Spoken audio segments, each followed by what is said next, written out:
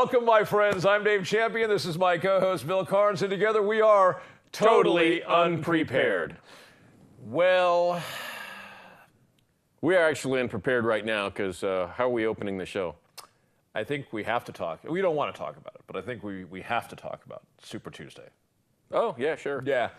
7 states. Yes. 11 states. The one Republican won 7 of the 11. One Democrat won 7 of the 11. Yep. Yeah, so Hillary won 7, Bernie won 4. Yep. Trump won 7, Cruz won 3, Rubio won a single state, which was Minnesota, interesting enough. The same state. That was bizarre. If memory serves correct, the only state that Reagan didn't win in '84, the same state that elected Jesse Ventura as governor. Yeah. So weird. I don't know what the hell's going on up in Minnesota. Jesse Ventura could not okay. be more anti-establishment, and Rubio is the very picture of establishment GOP. Yeah, well. Punxsutawney Phil says it's going to be in early spring. Maybe they think better when it's cold. I don't know. My thing is, it seems to indicate, I mean, I know that it's not over till it's over, but it seems to indicate that when we get down to the general election, it's going to be Hillary and Trump.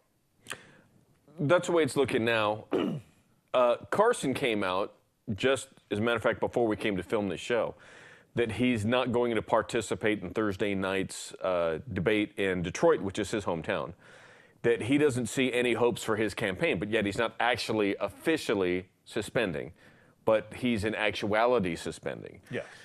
Through actions. And then you got Rubio, who really doesn't have a chance either. He's won 1 state out of the, I think, 15 so far. He's won 1. He doesn't have a statistical chance. In Kasich, same thing. Kasich hasn't won anything. He's holding out to hope he wins Ohio, but Trump's outpolling him left and right. So really what you've got is you've got 2 guys that are leading, Trump and Cruz. Neither one of them are insiders. I mean, Cruz has been in office since, I think, 12. So only 4 years, 3 years, really, 3.5 years. And he's leading with the more so maverick-ish mainstream Republicans, like the more conservative-leaning wing. Maverick mainstream, okay. Well, I should say the Republicans who vote often. Okay. The super voters, the inveterate voters, if you will, who are unhappy with the establishment are tending to support Cruz. Okay. Some of them are supporting Trump, but Trump has really done an amazing job at getting people who aren't regular voters, who don't traditionally vote, right, to either sign up and become Republicans so they can vote, or to get off their butts and actually exercise their voting rights. And there's actually some, I understand it, some Democrats that have re-registered as Republicans to vote for Trump, and some independents that have re-registered as nonpartisan, yeah, all of them. Yeah, very good.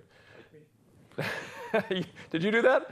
The station owner standing We'd like on camera. to invite our station owner, Bert, to come in and say hi. If he's going to stand there looking at you, he may as well pop his head in here and say hello. Talking about Trump. This is Vern Van Winkle. I had to listen to what you're doing here. So remember, any negative emails goes to him.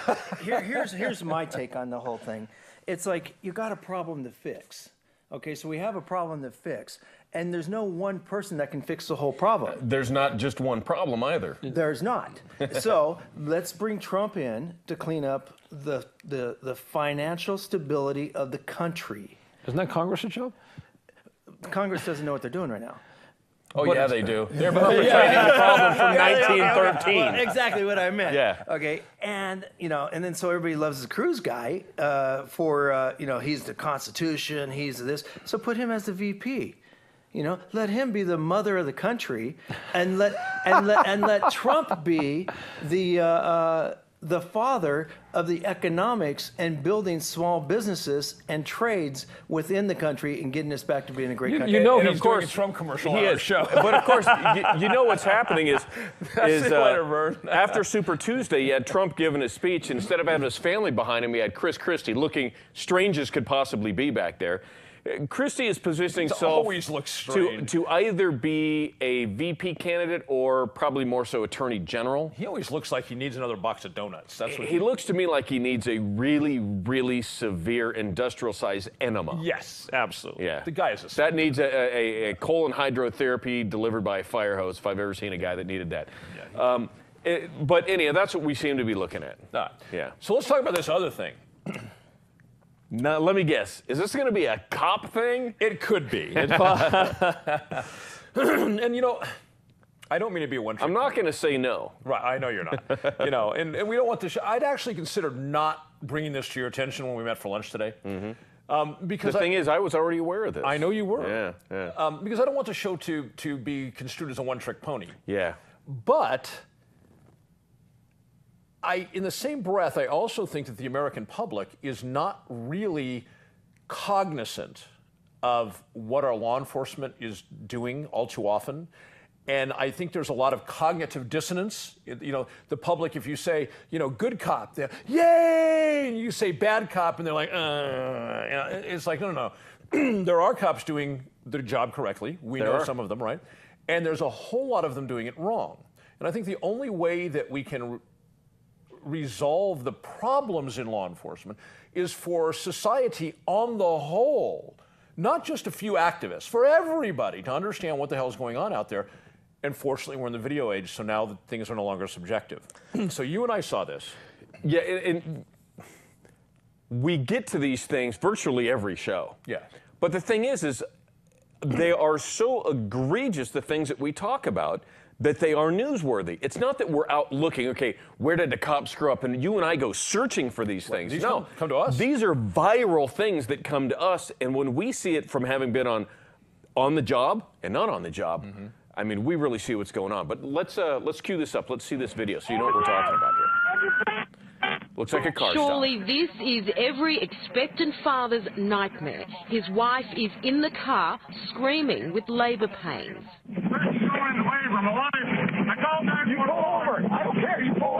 James and Dana Reiner were racing to hospital at 1 a.m. when a patrol car tried to pull them over. I said, James, we can't stop. We don't have time to stop. So James called 911. You have an officer trying to pull you over? Yes, and yeah, my wife won't let me stop. Your best bet right now is to pull over and explain the situation to them. When he did, this happened. Wife rolled out of the car onto the ground and continued to try to tell him that my wife was having a baby. Dana tried to help. Maybe if I just show him that I'm pregnant and that my water had broken, my pants are wet. I'm in labor. My water's broken. Hold on. Ambulance right now. No, I didn't see you guys.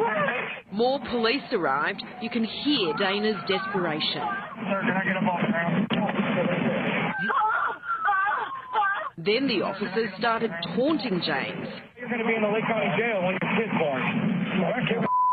They even talked about destroying the dash cam video. I'll get rid of the video. Oh, I don't care about that. They were delayed for 20 minutes until an ambulance finally arrived to take Dana to hospital. James was arrested.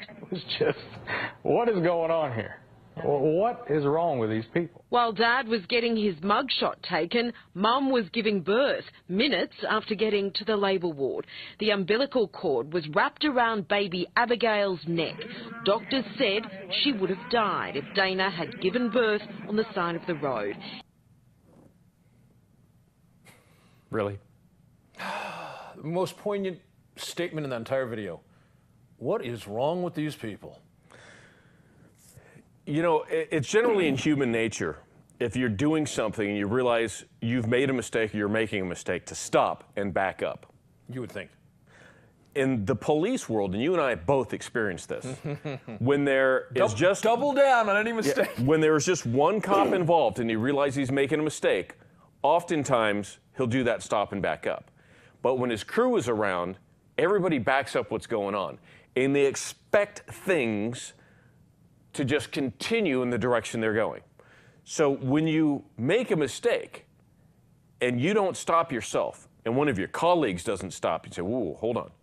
So a couple of things I see here. One, when he was on the phone talking to the 911 operator, that's generally not also the dispatcher who's talking to the police. Correct. It's usually the operator sending information to the dispatcher. Yes, at least in big communities. Yes. So the advice there that I would have to him is, tell them, please ask the dispatcher to inform the police what's going on.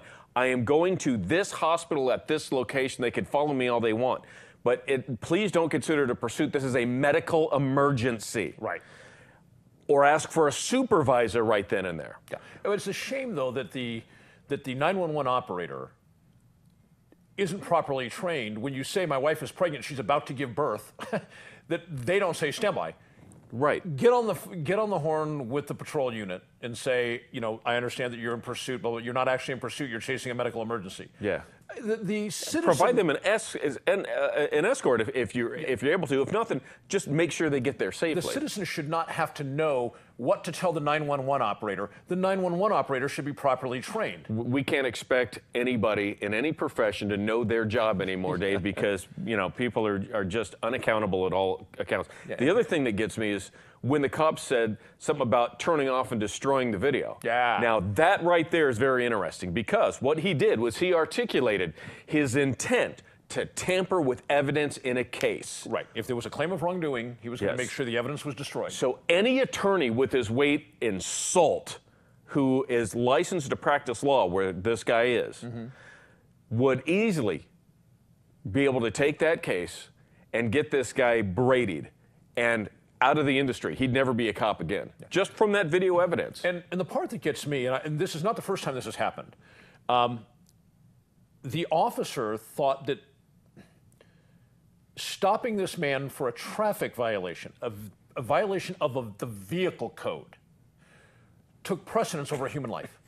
Oh, yeah. And here we find out later from the statement of the doctor that if she had actually given birth 3 minutes early, the baby would have died. 3 minutes earlier than the ambulance. One or two contractions early. The baby would have died. Right. And there have been, a guy was taking, I think, his mother to the hospital about 9 months ago. Same thing.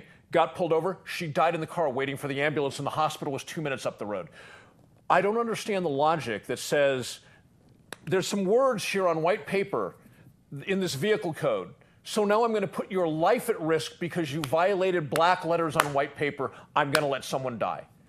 Unbelievable. And we've got more dash cam video related news to go into from an email that we got in the fourth segment today. So you're going to want to stick around and talk about that. And we'll be back right after these words.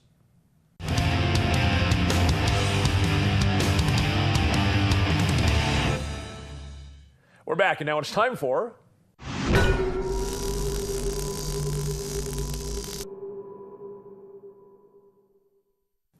What is up with our political system at the national level seemingly being completely broken?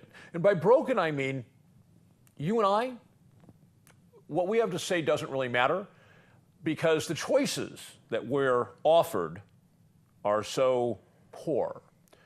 Let me give you an example. On the Democrat side, everybody understands, and it's been talked about a lot during this presidential campaign season, and the Democrats themselves, both the mucky mucks at the DNC and the average Democrat voter, are aware that the Democrats use something called superdelegates. And what that does is it provides the Democratic National Committee with basically a stranglehold on who the Democrats are going to get to vote for in the general election. Okay? That who the DNC chooses is who Democrats will have the option to vote for in the general election and nobody else. Okay, that system is broken. The people of the states of the union should decide which Democrats get to vote for in the general election. That's not how the system works. The DNC controls it. And of course, the DNC is controlled by the people with the money. So it gets back to the concept that we've talked about on this show before, being that the United States government now functions to a great extent as an oligarchy. And that's been validated by several different research papers coming out from universities where they've done the research into what the people want based on polling data versus what the lobbyists want. And in cases, it's not total, but in the overwhelming majority of cases where the people of the United States want something different from the multi-billion-dollar industries of their lobbyists, the multi-billion-dollar industries get their way, not what the American people want. That's pretty much the definition of an oligarchy. Now, we switch to the Republican side. The Republicans don't do the superdelegate thing, so they don't have, the RNC does not have this lock on who Republicans are going to get to vote for in the end. Nevertheless, the system is set up so, at least in my opinion, you get the dregs to vote for. If I look at the people who are still in the race, at least in a titular sense today, Ben Carson, Rubio, Cruz, and Mr. Reality TV. There's no one, and I was a registered Republican the vast majority of my life. I mean, I started out as a young man, as a teen, in the Young Republicans Club. Okay, so I come from that side of the fence, definitely not the leftist side. And I've got to tell you, I look at these four that are still in the race on the Republican side, and I find it an atrocity to the voters. And I have to see Trump, and I know this is going to make me unpopular because Trump is so wildly popular with many people in this country right now. I see it as karma on how the Republican Party has conducted its business, that somebody like Donald Trump is now considered to be a great thing for the Republicans. Here's a guy who is, by my count now, advocated eight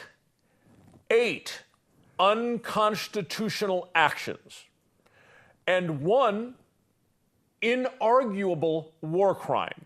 Now, war crimes are laid out in international law, and it's pretty clear what war crimes are. And the United States and its leaders have committed a number of war crimes in the last 13, 14 years. But there's been a lot of waffling. Well, I'm not sure that really qualifies in the minds of the people who are apologists. Well, I'm not really sure that's okay. What Donald Trump advocated was a blatant, inarguable war crime. There is no apologist on the planet who could try to even remotely make a credible case that what Donald Trump said was not a war crime. By the way, if you didn't heard it, he's saying that we need to murder the families of people that the United States government has said you're terrorists. Okay? We need to murder their babies. We need to murder their children. We need to murder their sisters and brothers and aunts and uncles and grandparents and spouses. We need to murder all those people. That's a war crime, inarguably. No question about it. Okay? So we have a gentleman who's running for president who says, let's go commit war crimes. And idiots go, he's my guy. Yay. It's unbelievable. Now, I'm going to tell you something about Donald Trump. I'm going to make a prediction. I don't care whether you like Donald Trump, you love Donald Trump, you think he's the biggest sphincter that's ever been in politics. I don't care what you think of Donald Trump. Here's my prediction. He is going to, if he becomes the president of the United States, he is going to render the Republican Party meaningless for the next 15 or 20 years. The reason is Donald Trump is doing reality TV masquerading as a campaign. Okay? If you listen to, with a sober mind, not the rah, rah, my team, he's my guy, anything he says, let me get down on my knees and suck it. If you do it other than that, you do it like an intelligent human being. Well, maybe if you don't understand how government works, you're too stupid to understand how government really works according to the law and the Constitution. Maybe you believe he's going to do these things, but he's not. Virtually every single thing he said he's going to do, he's not going to do. He's not going to do it because as president, he doesn't have the authority to do it. Okay? So what we're going to have is, one of the things Americans love to complain about is that politicians on the campaign trail, they'll promise you this and this and this and this, and then they get into office and they don't make good on their promises. Okay? Well, Donald Trump is going to take that to new heights. He is going to be in all of the history of American politics. He's going to reach the apex of that because he has told you that he's going to do so many things. And he's not going to do any of them. And the people of the Republican Party that support him, the people who've come over, changed their registration from Democrat to Republican to support him, the people who've changed their registration from Independent to Republican to support him, they are going to be, I don't even know if I should disappointed, because it seems Donald Trump has become so good at promoting Donald Trump that these people will probably fawn all over Donald Trump if he becomes President Trump, they will fawn all over him after he has not done anything he said on the campaign trail. Because he seems that good, or these people are so dumb, that they worship Donald Trump. So when he gets into office and he doesn't do any of the things that he has said, perhaps these people will continue to worship him. Perhaps they're that idiotic. But mark my words, he's going to damage the Republican Party in a way that nobody before him. Actually, if you're a Democrat and you want to see the Republican Party be rendered virtually meaningless for the next 10 or 15 or 20 years, switch to Republican and vote for Donald Trump. Okay? That's the way you do that. Also, his rhetoric is so bad that one of the former directors of CIA recently said, when being interviewed, he said, if Donald Trump, the president, gives orders that mirror, they're the same thing, he said on the campaign trail, U.S. military leadership is going to be forced to disobey his orders because they are required by law not to honor illegal orders, unconstitutional orders. So here's a former CIA director, not exactly the shy, retiring kind of guy who doesn't understand power and use of force, obviously just the opposite of your director of CIA, right? And he's saying the military is going to have no choice but to look at if President Trump, if he were to become that, and say, Mr. President, no. That's how insanely off base Donald Trump is. So Donald Trump happens to be the one that there's a lot to say about, but when you look on the Democratic side, Hillary, okay, equally bad. If there's been one politician I've seen in my lifetime that cares about nothing but her own aggrandizement, it's Hillary Clinton. If there's any person I've seen in politics whose main agenda is to create more power and more wealth for herself and perhaps Bill, it's Hillary Clinton. Okay? I don't think she gives a whit about any of us. There are actually videotapes out there showing her taking this position, taking the exact opposite position. Next issue, this position, then the opposite position. Stating she supports this, she doesn't support that. Endlessly, because she doesn't care. Because it's not about you. She's not trying to tell you the truth. She doesn't care about you. She doesn't care about America. She cares about Hillary Clinton. And perhaps to some minimal extent, as far as money is concerned, Bill Clinton. That's how bad our system is. That we have nothing but these horrible, atrocious options coming to us in November. So I ask you, is our political system not broken? Bill? I would like to just comment on the former CIA director saying the military couldn't follow his illegal orders. They've been following them for a long time. They have at times, that is correct. I think that is one of the most empty things I've ever heard anybody say, regardless of who they're talking about. Right. And to say that, I mean, you ended up having a few of these military command level military officers with Obama in his first term saying, I'm not sure he's qualified to be commander-in-chief. I can't accept these orders. Right. So how did they avoid going to court on this? They just gave somebody else the order. Yes, however, having an international warrant issued for arrest for war crimes is a different dynamic, I think. Okay, well, the United States has taken out how many people with their drones? You just did a video on this. All of those are war crimes, especially when we had one of them against a U.S. citizen abroad. And our job, constitutionally speaking, is to protect that person, whether they're a complete anti-American POS or not. So to hear that... I don't know about protect them, but not murder them. Yeah, okay. So you're supposed to have their interests at heart, but their rights are still extended because they're a citizen outside of these borders as much as we can in other nations. So now we're out murdering them. So to say that they're not going to follow illegal orders, I think is completely bogus. They've been doing it for a long time. And I don't blame this on the war fighters. This is the command structure. Yes.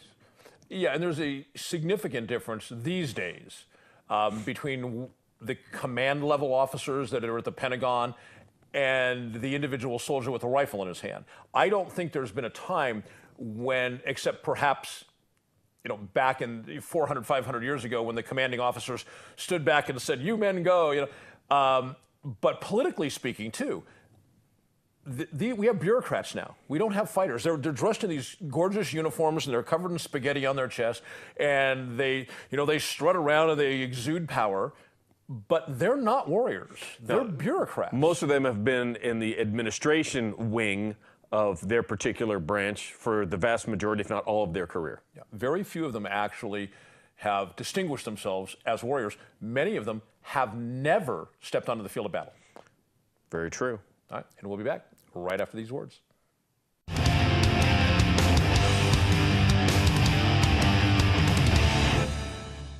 Welcome back. Now it's time for my rant.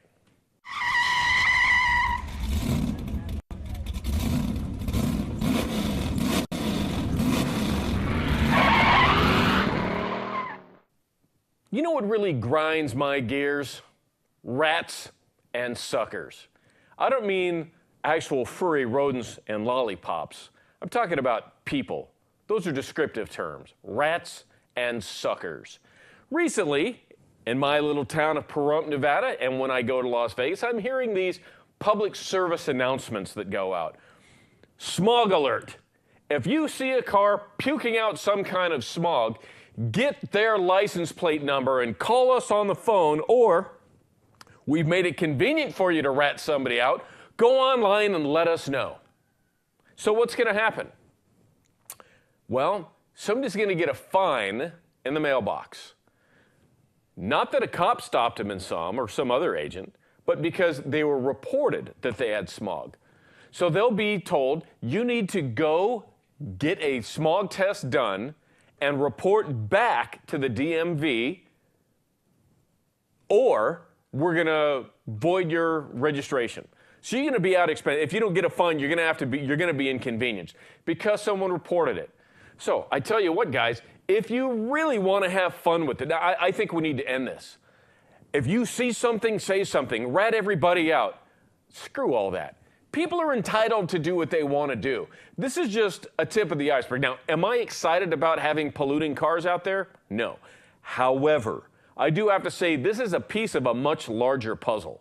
Where's it going to continue? It's going to keep going on to all kinds of things. You see the slightest little thing, here's a new special number, here's a new special website you can go to and rat somebody else out. Well, this sounds to me like eras of the old Soviet Union, where you had better show me your papers and not be doing anything wrong. I'm not going to live in a society like that, and I'm not going to encourage you to do it either. This is what I think you ought to do. Anytime you happen to see an elected politician or someone who's an employee of the DMV, or maybe even if you see a police car, or especially one of those exempt plates, says EX in Nevada, that's an exempt government plate. Anytime you see one of those, you know what? Go ahead and shoot something in online or call that number and say, this car is a problem. Especially if it is. I really don't care if it is or not. Because this is what's going to happen. Your neighbor and you don't get along about something. What's going to prevent them from sending something in on your car? Then you get this little form in the mail that says, it's been reported that your car is smogging. You're now required by DMV administrative code, not law, DMV administrative code, to go get a new smog check at your expense and send it to us within a certain amount of time, or we're suspending your registration. It might even come with a suspended registration. It might come, I don't know what happens with this, but something is going to inconvenience you. They're not going to send a human being out to your door to look at your car. No. Somebody's going to report something and they're going to send you a letter and you're going to need to respond. And if you don't do something, you will then be penalized through registration, suspension, fine, whatever, because someone called up. Now, that is not the way the legal system in this country is designed to work. Hey, I saw smoke belching out of the back of this car's tailpipe. Here's the license plate number. Great. They pull it up, they run it, they send it. You know what else we could do? Flood them with out-of-state plates, because Nevada DMV has no authority outside of Nevada. Here's another interesting thing. It depends on where you live as to whether or not that's illegal or not. In the Las Vegas Valley, not all of Clark County, just the Las Vegas Valley. We're talking Las Vegas, North Las Vegas, Henderson. I don't even know if Boulder City is part of this. Moapa Valley is not. I don't believe Laughlin is either. I've lived in Clark County, out in the sticks. I lived in Moapa Valley in Logandale, and I didn't have to get my car smogged because I didn't live in the valley. In Washoe County, up in the Reno-Sparks area, there's also smog. I think that's it. Just Las Vegas Valley and the Reno-Sparks Valley. I think that's the only places in Nevada, unless they've expanded it, you have to get smog. In the rural community of Pahrump out in Nye County, there's no smog anywhere in Nye County. You don't have to worry about it. So if you see a car driving down the road, belching it out, or even if it's in Vegas, but they live out here, this is where the car's registered, doesn't make any difference at all. So I would say if they're going to put this thing into use, start calling, texting, emailing, filling out online, whatever these are, on vehicles that are obviously not from the Clark County Valley and likely, like, again, some sort of a government vehicle, a police car, something like that. Just make this an absolute failure for the state of Nevada, because they're going to try to get this in micro steps, baby steps, every place that they can. It goes back to the old saying, how do you eat an elephant? One bite at a time. Dave, what do you think about this rat on rat sort of affair that the government's trying to get us involved in? Well, I'm old enough to remember when the American public used to point to the Soviet Union with all of their internal snitches and say, that's what's wrong with communism, and that would never happen in America. It's been implemented since when? The income tax. Okay. I mean, really, 9/11 is when, post 9/11 is when all of this see something, say something really started to get a huge push. Well, I would argue that when people send in W-4s and 1099s on other people they pay, I mean, the Soviet Union, the KGB could have only dreamed of such snitching. Well, you have to realize more than 99.9% of the American population doesn't know that. They don't understand that they're doing that snitch. No. By the way, this is totally different. Yeah, it is. But let me pimp my book for a second, okay? Because it's tax season. Pimp away, Fedora man. And we just talked about the W-4s and the 1099s and the fact that the vast majority of cases nobody has nice to way send to wedge that in. In fact, nobody. Thank you. No, we were totally unprepared. That was completely impromptu. But if you go to www.incometaxtruth.com, incometaxtruth.com. That's the site you go to purchase the book. This is a great time of year to do it because we're facing April 15th, of course. And the tax terrorist season. U.S. annual government tax terrorism season. So if you'd like to find out the truth, go to that website and purchase a copy of the book. I give you my word that it will be one of the most eye-opening experiences of your life. And back to Bill's topic. I will actually caveat on that and say you're right. I was privileged to see chapters as you wrote them forwarded out. I was one of the few on the list to get that, and I have an original hardback autographed copy, all that good stuff. Yeah. I had a crew of people who volunteered to read it for ease of read, understanding, and proofreading and so forth, and Bill was one of those people. Yeah. Thank you again. So good stuff. And I am actually the reason that you finally got that book done when you did. Do you recall this? No. Yeah, you used to talk about wanting to write the book all the time, talk about chapters, and I said, Dave, you're the most scheduled guy I know, and you are never going to write this book unless you put a schedule down to where you're going to get it done. And within about 4 weeks, you started taking Mondays off to write the book. That's right, I did. Yeah. Yeah. You're welcome. Yeah. And the funny thing was, you gave me that push at exactly the right time because, I'd been pondering this book. I had this gigantic outline in my brain for years, right? And, but I kept researching. I kept drilling down till the smallest little detail. I had that, things that people go, Dave, that's irrelevant. No, it's not. And I got down until I researched the tiniest little detail of this entire massive picture, 17 years of work, right? And then right at the point where I was like, there is absolutely no detail, no matter how small, that is not fully understood at this point. That's when you were like, Dude, write the book. Right. Yeah, write the book. Great timing. Okay, so back onto this idea of see something, say something. In this case, it's snitching out cars that belch smog. Yeah. I truly... Or whatever Department of Homeland Security wants you to snitch people off. Yeah, this is Department of Motor Vehicles. So, how out of line is this? They say that driving is a privilege, not a right. In fact, I think they actually have that wrong. And vehicle registration is not necessarily right or privilege. It's just something that they make you do. Right, and I can tell you from, again, my legal research, if you go back to the early 1900s in the vehicle registration laws, the justification given by the politicians who sponsored the legislation in the legislatures was so that, because remember, you had like the Model A, everything looked, or Model T, everything looked the same, right? Black thing going down, making a lot of noise. So they wanted plates on there, so if you were drunk and you ran down somebody's fence, or you scared the horses, people don't seem to understand cars and horses used to exist on the same roads back then. If you scared the horses, all these black cars that looked identical. It's an identifying feature. And you used to cover yourself because of the dust when you drove them, right? There was an identifying plate. It wasn't to get your money, and they only charged you a couple pennies, whatever it cost back in the day. To create a plate. To cover the cost, the administrative cost of providing you with a plate. And that was a one-time plate. It was, yes. Yeah. So, slippery slope. This illustrates the slippery slope. It absolutely does. It certainly does. So the idea that I have is to bombard these phone calls and this website, go figure out whatever it is, you know, see something, say something because I'm a total rat.org. It might be, I don't know. Inundate them with information, especially, again, hit it on, like, go to the DMV parking lot a couple of times and see the cars that are, oh, that must be an employee's, you know. Right. Yeah, and make them feel the pain. Get binoculars, look in the back parking lot where they park. Call in a car for a cop or a county commissioner or somebody that's an employee driving an exempt plated car, and call those in regularly.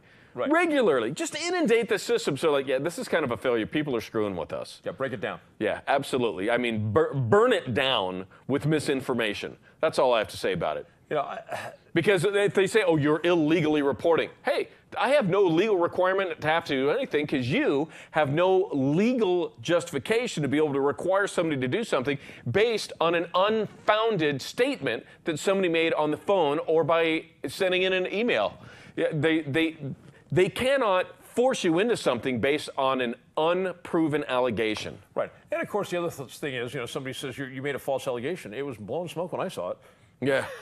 Yeah, as a matter of fact, this whole commercial you got's blowing smoke through my car stereo speakers when I hear it. Yeah. No, it's funny. I guess you're hearing that on like the public radio. Yeah, you know, regular radio stations. Okay, because I run an iPod almost exclusively in my truck, you know, and I listen to music that I enjoy. Oh. I mean, I haven't turned on radio news or a regular radio station in, I couldn't even remember. I'm turning into to my father and his friends when I was younger. I seem to listen more to talk radio now than I do anything else. Oh, okay. I do listen to our local country station, which is part of the TV station. That's pretty decent. But it's interesting, when the sun goes down, we actually pick up from LA, KNX 1070 News Radio. And KFI, I believe. You do, yes. Yeah. And I listen to KNX pretty regularly at night when I'm driving around. Which is a news station. Yeah, they have regular news, 24 hours. There's no talk, there's no programs, there's none of totally unprepared type shows on there. So I can get real live news. I get LA traffic, you know, whatever, but good stuff all around. All right, guys, stick around. We're going to be back in segment 4 to go over some of your emails.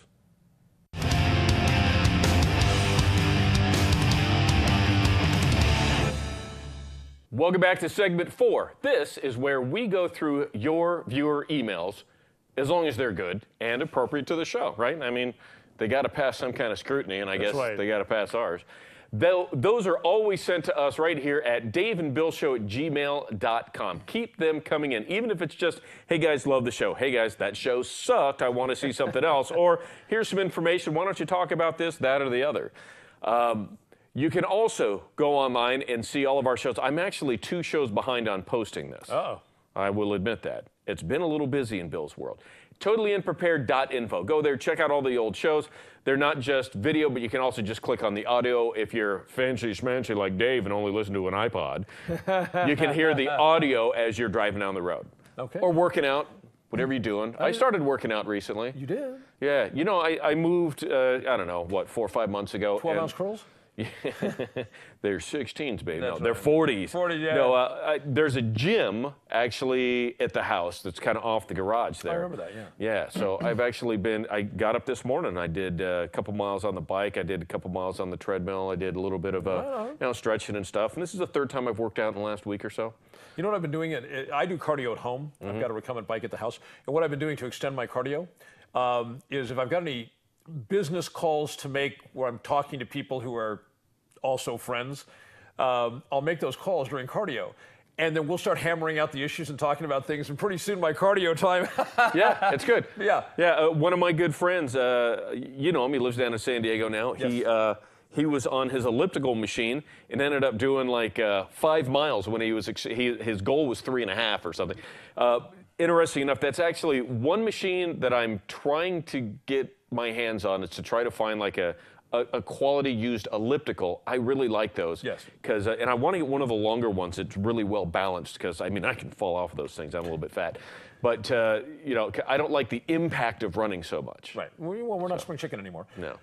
And one of the things I like to do, if I talked about the phone calls, that elongates my time, but I have a fixed time I normally do cardio, and I watch documentaries.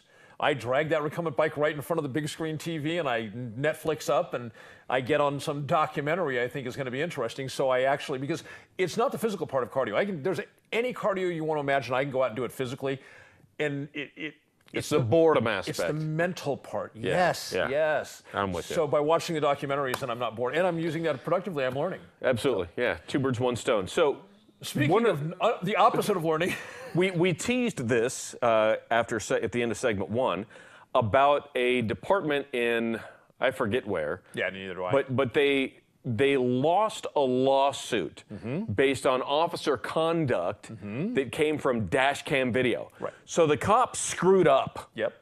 Dash cam video shows they screwed up, and the department lost the lawsuit. Yeah. So was it the chief of police or the sheriff, whoever it was? Chief of police decided to remove all the dash cams. I'm horrified at this. Okay, look, let's use this as a learning experience, what not to do. Right. The learning moment, what not to do, guys. Keep it straight. We have the dash cam videos to protect us and to protect them. Do it right. Yeah. Now it's like, well, if we're going to lose cases for not doing it right, I'm not going to retrain my guy. I'm going to take out the dash cams. Right. I'm not going to hold my officers accountable for misconduct. I'm going to now hide the misconduct from the public by taking away the evidence of the officer's misconduct. So if this were a sheriff, I would encourage everybody to replace that sheriff immediately. Yeah. Maybe even through a special election recall. If it is a police chiefs work for mayors and city councils, and I would encourage you to go to those elected people and pressure the ever-living hell out of them to get rid of this guy and get the dash cams back in, because they're the ones who are going to be the victims. Yeah, and to me, this is the law enforcement equivalent of having a misbehaving child, and when the child has misbehaved, you walk over and high-five the kid. Yeah. You know, it's like, wait, you're giving a wink and a nod to the poor conduct, the misconduct, by letting him know, hey, man, no one's going to know about it now. Yeah. We're going to clear you on it. This is obviously this administrator, whoever he is. It's obviously a case where they've come up through the ranks, and it is, we all bleed blue. Oh, yeah, right. Which is the industry problem. When you have people that can affect positive change and can affect police corruption being dissipated by putting in the proper policies, the proper training, and the proper incentives to do that. And you have the exact opposite happen. This is a perfect example of somebody who has no business being in the industry whatsoever. Exactly. None. On a somewhat related topic, when we're talking about filming cops, this bizarre decision out of the United States District Court for Pennsylvania, excuse me. A couple of people are standing there filming cops in a public location, out in the open, right? And the cops arrested them. And now, most everybody who's watched this show understands that virtually every single court that has ever looked at this issue has said you have a right to film police out in the public domain. Yep. Okay. Now, courts may vary a little bit on like when you get into private residences and private business things, but out in the public domain, there's never been a question. The decisions have been virtually universal. And so now this federal judge comes up with the most insane, bizarre, arcane logic. Okay, he says that it's not First Amendment protected activity because they didn't voice that there was some sort of, they objected in some way to the conduct. So now what the judge is saying is, if I see a cop beating the bejesus out of somebody illegally, and I'm doing this, okay, I can be arrested for gathering the evidence of the crime. Okay? However, if I say, I object to the politics of what you're doing, You have to articulate it. Yeah. And bring attention to yourself. Suddenly now, I'm immune from arrest. What about if Who puts these judges on the bench? What about if you are a shop owner and you've got video cameras that are outside of your business? Maybe it's a, I don't know, a service station. Yeah. Well, there's no service station. Just stab and grab, if you will, a convenience store. And your surveillance camera catches this. And you don't have a sign up that says, hey, if you happen to be a cop and you happen to violate the law, this might pick you up. Right. Then what? Right. Is that guy going to get sued or arrested or something? Or how about some of these businesses, what they do is they have cameras like, say, clothing stores and whatnot that have glass along the street. Mm-hmm. They'll have the cameras facing out, so if somebody breaks the glass, they can see. They've got it on tape, right? So if a cop is whooping the hell out of somebody unjustly, illegally, right out in front of the glass, they can go in and arrest their store owner? So what we end up having here, Dave, is a judge who wanted to make a ruling, this is as I see it, a judge who wanted to make a ruling and then had to find a way to justify that ruling. Right, what we call outcome-based law. Yes. Yes.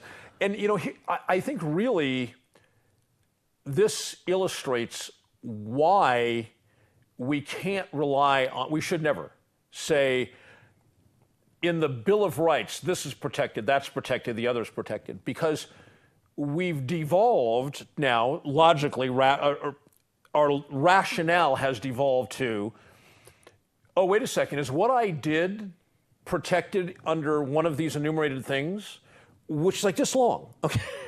And we're supposed one page. The Bill of Rights is one page. Right, but I mean, if you take a look at like the First Amendment, I mean, literally, if we had it on a piece of paper in front of us, it's like this big, okay? So we point to this little thing and say, wait, I'm protected, okay? But that's completely bass-ackwards, okay?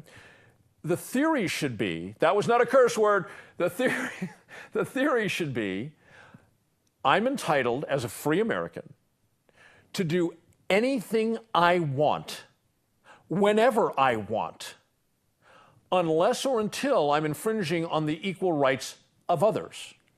You just defined liberty. Correct. Which is what this nation is based on. What's that big green statue lady in New York Harbor called? Yeah. Statue of Liberty. Yeah. Well, you know, for instance, they have said, the courts have ruled, that you cannot offend the state. Okay? Right. Yeah, like a police officer while on duty cannot be the victim of disturbing the peace. Correct. Because he's legally speaking, he's a robot of the state. Right. Okay. So if you were to scream at him, yell at him, whatever, in a way that does not interfere with his official duties, there's nothing he can do about that. If you call him names, there's nothing he can do about that. If you flip him off, there's nothing you can do about that. Now, we're talking about in a legal sense. In a physical sense, they're going to be jackasses and do something nine Right. Well, then times you can out of sue 10. the hell out of them. But Right. the courts have said, universally, you cannot offend the state. Okay? Well, then, if we go back to this judge's decision, if you cannot offend the state, you're not intruding on their rights, because as they're doing whatever it is they're doing in the public space, they are these robots, these enforcement robots of the state. They have no rights insofar as their duties are concerned. So if you're filming them, you can't be offending the state. You can't be violating that officer's rights, because he's not a private person at that moment. He is a robot of the state as far as the law is concerned. So the judge's decision is actually completely contradictory to the vast body of law that exists concerning the ability to offend the state. I would argue that the attorney who lost this case was not worth his weight in salt or her weight in salt. The only reason I might cut the attorney a little bit of slack is, having been in the federal courts myself, I understand that there are federal judges that are completely irrational. You're well familiar with my case, where I was in a civil matter. I've had this frequently, people try to miscast this as that I had some sort of criminal beef with the government. I never did, ever. But where I was in court civilly with the United States government, and I had nothing to hide, but it is embarrassing them on top of that. Oh yeah, making fools of them, yeah. But even though I had nothing to hide, there are certain information you simply would not want to divulge to the United States government because they're going to try and make hay out of it. And so you just, right. So I claimed my protection under the Fifth Amendment, not to give self-incriminate. that. Yeah. Well, I don't like not self-incriminate because that's really not what I was doing. But nevertheless, I have the right to remain silent. Okay. And so I invoked that right. And I had a federal judge look down at me right from his bench and say, if you take the Fifth Amendment in my courtroom, you're going to jail. So the one guy, the one profession where your job is to uphold those sorts of rights and stop the government from doing that kind of thing. Right. And of course, that's someone who obviously is there representing the government. The punchline is, I did go to jail because I was so appalled. I stood up, my chair went flying. You know, these big marble things where it's so loud, and I said, I can't say it, I'll get beeped out, but I went to jail for contempt for what I said to the judge, which starts with an F. Thanks for tuning in. We'll be back next week. Take care.